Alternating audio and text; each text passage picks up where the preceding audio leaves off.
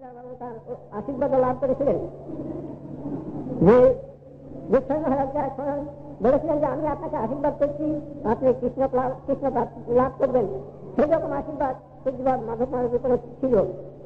তিনি একদিন এই বর্ধমান দিয়ে যাওয়ার সময় সেখানে নারায়ণ শাখার নিকটে প্রভুপাদের আবির্ভাব স্থানটি পূজ্যপাদ মাধব মহারাজকে দেখিয়েছিলেন, এই স্থানে আমার আবির্ভাব হয়েছিল। অর্থাৎ সেই স্থানটি ভবিষ্যৎকালে মাধব মহারাজের সেবা করবার অধিকার তাকে দিয়েছিলেন সেই সময় থেকে। আর সেজন্য তিনি আজ 7-8 বছর অত্যন্ত পরিশ্রম সহকারে মনোযোগ শরীরে অন্যান্য কাজ অগ্রাহ্য করে এই স্থানটি উদ্ধারের জন্য আত্মনিয়োগ করেছেন। আমি দেখেছি তিনি যেভাবে তার অদম্য উৎসাহের সহিত এই স্থানের জন্য যত্ন করেছিলেন, এই দ্বিতীয় ব্যক্তিকে আমরা দেখি নাই যে এই স্থানের জন্য তারা এত যত্ন করবেন। অবশ্য বিরুদ্ধ পক্ষ ভিন্ন ভিন্ন উদ্দেশ্যে তার কাজে বাধা বিঘ্ন চেষ্টা করছে বটে, কিন্তু তাদের এতটা চেষ্টা নাই যে প্রভুপাদের এই স্থান লাভ করবার জন্য। সুতরাং প্রভুপাদ তার নিজের সঙ্গে সেই স্থানের সেবার অধিকার দিয়েছেন এবং ভবিষ্যতেও আরো বিপুলভাবে সেই স্থানের সেবা করবার অধিকার লাভ করবেন, এটা আমরা আশা করি। তার প্রচার কার্যে যেরকম উৎসাহ আমি দেখেছি, আমি অবশ্য বেশি দিন তার সঙ্গে বাস করবার সুযোগ হয়নি প্রভুপাদের তখনকালে। কারণ আমি বিশেষভাবে কৃষ্ণগড়ে এবং মায়াপুরেই ছিলাম। আর গুজরাট মাধব মহারাজ বেশিরভাগ সময় প্রচারে থাকতেন। কোনো কোনো সময় উৎসবাদিতে এসে তাদের সঙ্গে দর্শন চিন্তাবনের সময় তাদের সঙ্গে লাভ করবার সুযোগ হয়নি। তবে গভীরতে তাদের প্রচারের কথা যা আমি পাঠ করতাম, তাতে আমি অত্যন্ত আশ্চর্যজনিত হয়ে যেতাম।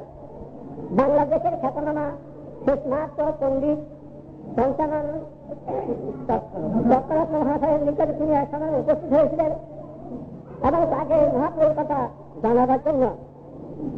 পঞ্চানন মহাশয় বড় পণ্ডিত এবং স্নাত সমাজের তিনি একজন নেতা, প্রধান নেতার বললে হয়। বাংলাদেশে তার খ্যাতি যথেষ্ট ছিল এবং তার পাণ্ডিত্য ছিল এবং স্নাত সংগ্রামে তিনি গোড়া একজন রয়েছিলেন। সেই সময় তাকে যেভাবে তিনি মহাপ্রভুদের বিচারের কথা, বর্ণাশ্রম ধর্মের কথা এবং দেব বর্ণাশ্রমের যেভাবে কথা জানিয়েছেন এবং মহাপ্রভু যে বিচার দেখিয়েছেন, ভাগবতের যে বিচার দেখিয়েছেন, সেই বিচার তাকে বুঝিয়ে দিয়েছিলেন। কিন্তু এতটা উৎসাহিত করে দেখাইছিলেন যে সেসব কথা স্বীকার করতে বাধ্য হয়েছিলেন যে মহাপ্রভুদের যেভাবে বর্ণাশ্রমের গুণগত বিচার গ্রহণ করেছেন, যথা সংস্থা জাতি সংস্কৃত বিধানে তথা দীক্ষা বিধানে গায়তে নির্বাচন গায়তে নিরান, এইসব বিচার ভাগবতের বিচার দেখে তার উত্তরভিষ্ট করেছিলেন এবং তিনি তার সম্যমুক্তি তার বিচার দ্বারা গ্রহণ করে অত্যন্ত প্রশংসা করেছিলেন। এইভাবে বিভিন্ন স্থানে যে এইভাবে তিনি প্রচার করেছেন তা দেখে আমাদের বড়ই আনন্দ হতো। মাদ্রাসে পূজ্যপাদ মহারাজের নিকট আপনারা শ্রবণ করলেন, মাদ্রাসে তারা 5 জন দিয়ে যেভাবে কাগজপত্র প্রতিষ্ঠা করে এবং মাদ্রাস দরিয়ামান স্থাপন করেছেন, সেই মাদ্রাস দরিয়ামাঠের যে মন্দিরের জন্য জয়পুরের মহারাজা 10,000 টাকা দিয়েছিলেন স্টেটে, সেই টাকাটি কলকাতা পাঠিয়ে দেন এবং স্টেটটা ভাঙাবার জন্য। স্টেট ভাঙালেন সেখানে বটে, কিন্তু মন্দির নির্মাণের টাকা অধিকাংশ সেই এলাকায় সংগ্রহ করে মন্দির নির্মাণ করেছেন। সরকার থেকে সামান্য মাত্র সাহায্য পেয়েছিলেন এবং যে সেখানকার নাটমন্দির ভিত্তি নির্মাণে তারা যেরকম ভাবে অদম্য উৎসাহ এবং পরিশ্রমের দ্বারা করেছেন, সেসব শান্তি দেখে আমাদের বড়ই আনন্দ হয়। তার পরবর্তীকালে আমরা কিছু দিন তার সংঘ থেকে বিচ্ছিন্ন হয়েছিলাম।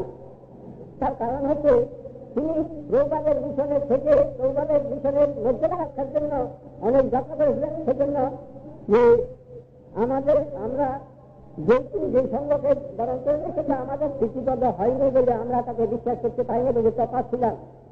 পরবর্তীকালে তাকেও আমাদের সঙ্গে যোগ দিতে হয়েছিল, সেই সঙ্গে পরিত্যাগ করে বাধ্য হয়েছে অল্প দিনের মধ্যে তিনি যেভাবে একরকম গাছপালা এসে দাঁড়িয়েছিলেন তার অনুকম্পিত জনগণকে নিয়ে রিক্ত হস্তে, সেই অবস্থায় তিনি নিরুৎসাহ হন নাই, অদম্য উৎসাহের সঙ্গে তিনি বিভক্ত করেছেন এবং তারই যত্নের ফলে আজ এতটি প্রচার কেন্দ্র প্রতিষ্ঠা হয়েছে। প্রত্যেক কেন্দ্রতেই বহু লক্ষ টাকা ব্যয়িত হয়েছে।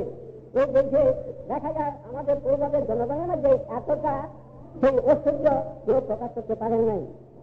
সুতরাং